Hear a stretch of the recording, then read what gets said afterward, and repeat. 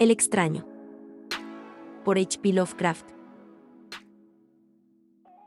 Infeliz es aquel a quien sus recuerdos infantiles solo traen miedo y tristeza. Desgraciado aquel que vuelve la mirada hacia horas solitarias en vastos y lúgubres recintos de cortinados marrones y alucinantes hileras de antiguos volúmenes, o hacia pavorosas vigilias a la sombra de árboles descomunales y grotescos, cargados de enredaderas, que agitan silenciosamente en las alturas sus ramas retorcidas. Tal es lo que los dioses me destinaron, a mí, el aturdido, el frustrado, el estéril, el arruinado. Sin embargo, me siento extrañamente satisfecho y me aferro con desesperación a esos recuerdos marchitos cada vez que mi mente amenaza con ir más allá, hacia el otro. No sé dónde nací, salvo que el castillo era infinitamente horrible, lleno de pasadizos oscuros y con altos cielos rasos donde la mirada solo hallaba telarañas y sombras.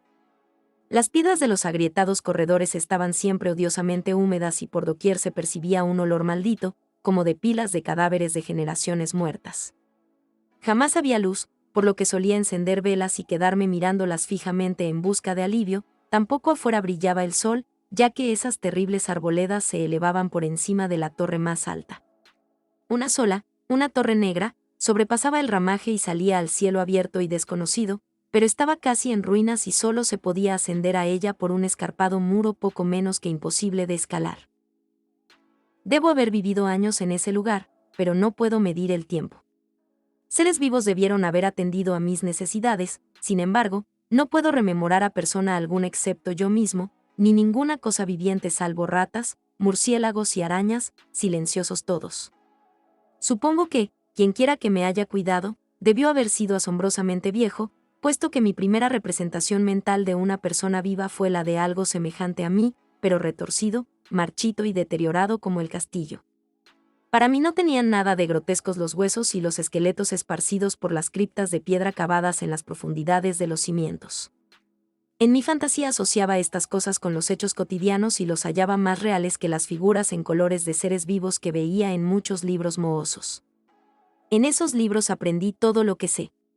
Maestro alguno me urgió o me guió, y no recuerdo haber escuchado en todos esos años voces humanas, ni siquiera la mía, ya que, si bien había leído acerca de la palabra hablada, nunca se me ocurrió hablar en voz alta. Mi aspecto era asimismo una cuestión ajena a mi mente, ya que no había espejos en el castillo y me limitaba, por instinto, a verme como un semejante de las figuras juveniles que veía dibujadas o pintadas en los libros. Tenía conciencia de la juventud a causa de lo poco que recordaba. Afuera, tendido en el pútrido foso, bajo los árboles tenebrosos y mudos, solía pasarme horas enteras soñando lo que había leído en los libros. Añoraba verme entre gentes alegres, en el mundo soleado allende de la floresta interminable. Una vez traté de escapar del bosque, pero a medida que me alejaba del castillo las sombras se hacían más densas y el aire más impregnado de crecientes temores, de modo que eché a correr frenéticamente por el camino andado, no fuera a extraviarme en un laberinto de lúgubre silencio. Y así, a través de crepúsculos sin fin, soñaba y esperaba, aun cuando no supiera qué.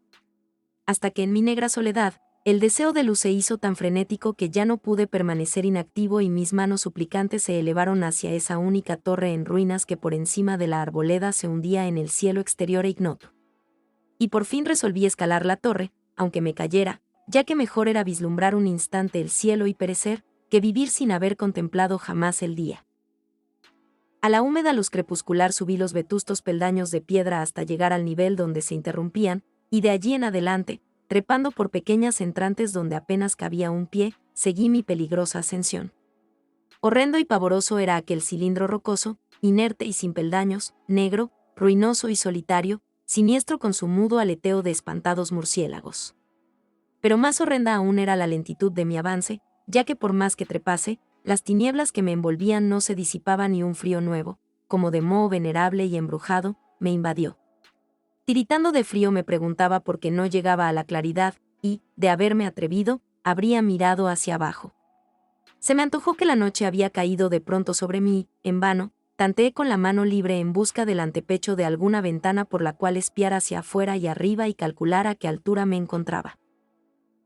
De pronto, al cabo de una interminable y espantosa ascensión a ciegas por aquel precipicio cóncavo y desesperado, sentí que la cabeza tocaba algo sólido. Supe entonces que debía haber ganado la terraza o, cuando menos, alguna clase de piso. Alcé la mano libre y, en la oscuridad, palpé un obstáculo, descubriendo que era de piedra e inamovible. Luego vino un mortal rodeo a la torre, aferrándome de cualquier soporte que su viscosa pared pudiera ofrecer, hasta que finalmente mi mano, tanteando siempre, halló un punto donde la valla cedía y reanudé la marcha hacia arriba, empujando la losa o puerta con la cabeza, ya que utilizaba ambas manos en mi cauteloso avance.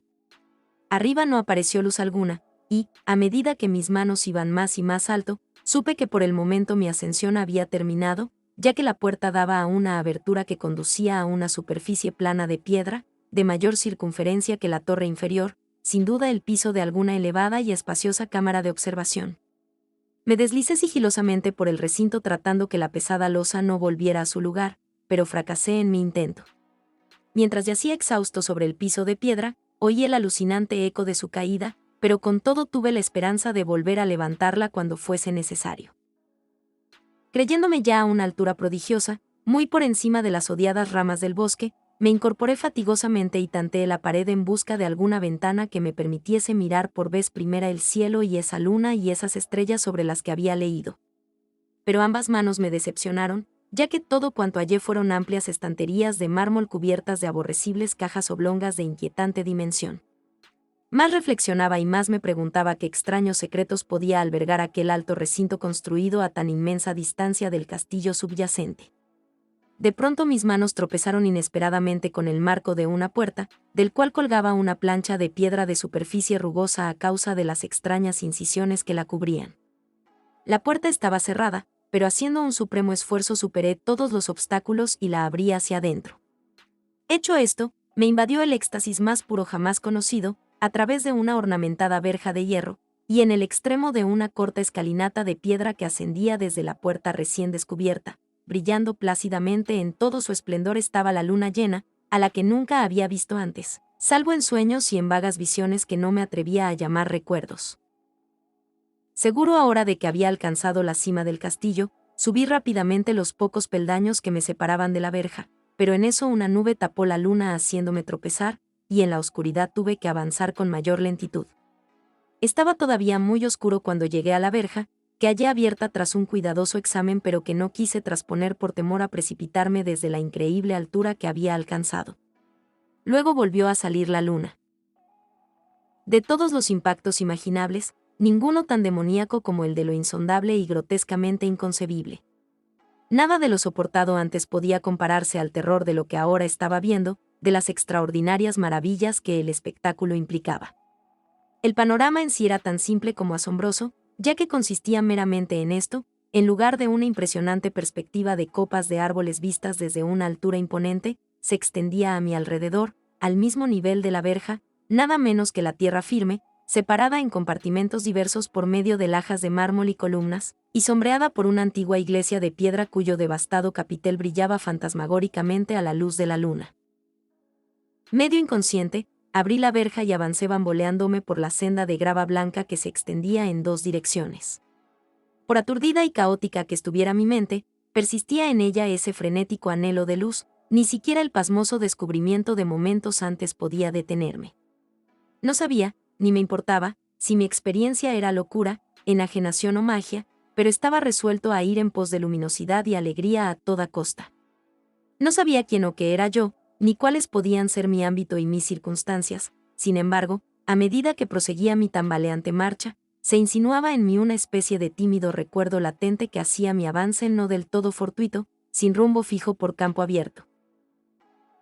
Unas veces sin perder de vista el camino, otras abandonándolo para internarme, lleno de curiosidad, por praderas en las que solo alguna ruina ocasional revelaba la presencia, en tiempos remotos, de una senda olvidada. En un momento dado tuve que cruzar a nado un rápido río cuyos restos de mampostería agrietada y mohosa hablaban de un puente mucho tiempo atrás desaparecido. Habían transcurrido más de 2 horas cuando llegué a lo que aparentemente era mi meta, un venerable castillo cubierto de hiedras, enclavado en un gran parque de espesa arboleda, de alucinante familiaridad para mí, y sin embargo lleno de intrigantes novedades. Vi que el foso había sido rellenado y que varias de las torres que yo bien conocía estaban demolidas, al mismo tiempo que se erguían nuevas alas que confundían al espectador. Pero lo que observé con el máximo interés y deleite fueron las ventanas abiertas, inundadas de esplendorosa claridad y que enviaban al exterior ecos de la más alegre de las francachelas. Adelantándome hacia una de ellas, miré al interior y vi un grupo de personas extrañamente vestidas, que departían entre sí con gran jarana. Como jamás había oído la voz humana, apenas si podía adivinar vagamente lo que decían. Algunas caras tenían expresiones que despertaban en mí remotísimos recuerdos, otras me eran absolutamente ajenas. Salté por la ventana y me introduje en la habitación, brillantemente iluminada, a la vez que mi mente saltaba del único instante de esperanza al más negro de los desalientos.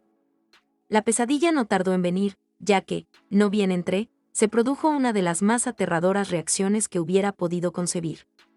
No había terminado de cruzar el umbral cuando cundió entre todos los presentes un inesperado y súbito pavor, de horrible intensidad, que distorsionaba los rostros y arrancaba de todas las gargantas los chillidos más espantosos.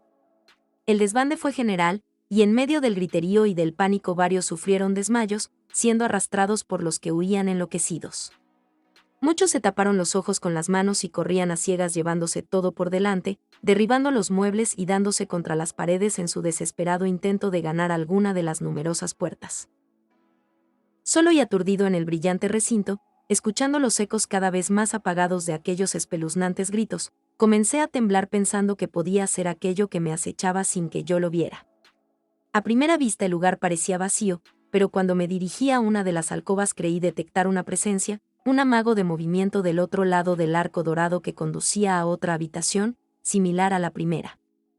A medida que me aproximaba a la arcada comencé a percibir la presencia con más nitidez, y luego, con el primero y último sonido que jamás emití, un aullido horrendo que me repugnó casi tanto como su morbosa causa, contemplé en toda su horrible intensidad el inconcebible, indescriptible, inenarrable monstruo que, por obra de su mera aparición, había convertido una alegre reunión en una horda de delirantes fugitivos. No puedo siquiera decir aproximadamente a qué se parecía, pues era un compuesto de todo lo que es impuro, pavoroso, indeseado, anormal y detestable. Era una fantasmagórica sombra de podredumbre, decrepitud y desolación, la pútrida y viscosa imagen de lo dañino, la atroz desnudez de algo que la tierra misericordiosa debería ocultar por siempre jamás. Dios sabe que no era de este mundo, o al menos había dejado de serlo, y, sin embargo, con enorme horror de mi parte, pude ver en sus rasgos carcomidos, con huesos que se entreveían, una repulsiva y lejana reminiscencia de formas humanas, y en sus enmohecidas y destrozadas ropas, una indecible cualidad que me estremecía más aún. Estaba casi paralizado, pero no tanto como para no hacer un débil esfuerzo hacia la salvación, un tropezón hacia atrás que no pudo romper el hechizo en que me tenía apresado el monstruo sin voz y sin nombre. Mis ojos, embrujados por aquellos asqueantes ojos vítreos que los miraba fijamente, se negaban a cerrarse, si bien el terrible objeto, tras el primer impacto, se veía ahora más confuso. Traté de levantar la mano y disipar la visión, pero estaba tan anonadado que el brazo no respondió por entero a mi voluntad.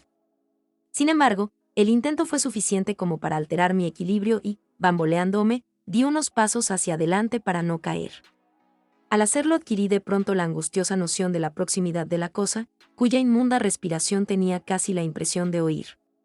Poco menos que enloquecido, pude no obstante adelantar una mano para detener a la fétida imagen, que se acercaba más y más, cuando de pronto mis dedos tocaron la extremidad putrefacta que el monstruo extendía por debajo del arco dorado.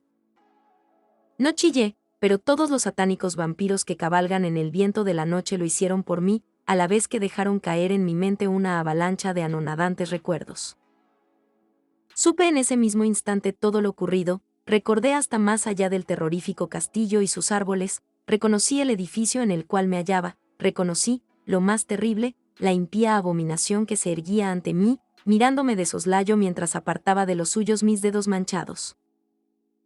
Pero en el cosmos existe el bálsamo además de la amargura, y ese bálsamo es el olvido. En el supremo horror de ese instante olvidé lo que me había espantado y el estallido del recuerdo se desvaneció en un caos de reiteradas imágenes. Como entre sueños, salí de aquel edificio fantasmal y execrado y eché a correr rauda y silenciosamente a la luz de la luna. Cuando retorné al mausoleo de mármol y descendí los peldaños, encontré que no podía mover la trampa de piedra, pero no lo lamenté, ya que había llegado a odiar el viejo castillo y sus árboles. Ahora cabalgo junto a los fantasmas, burlones y cordiales, al viento de la noche, y durante el día juego entre las catacumbas de Néfreca, en el recóndito y desconocido valle de Adot, a orillas del Nilo. Sé que la luz no es para mí, salvo la luz de la luna sobre las tumbas de roca de Neb, como tampoco es para mí la alegría, salvo las inominadas fiestas de Nito Cris bajo la Gran Pirámide, y, sin embargo, en mi nueva y salvaje libertad agradezco casi la amargura de la alienación. Pues aunque el olvido me ha dado la calma, no por eso ignoro que soy un extranjero, un extraño a este siglo y a todos los que aún son hombres. Esto es lo que supe desde que extendí mis dedos hacia esa cosa abominable surgida en aquel gran marco dorado, desde que extendí mis dedos y toqué la fría e inexorable superficie del pulido espejo. Fin.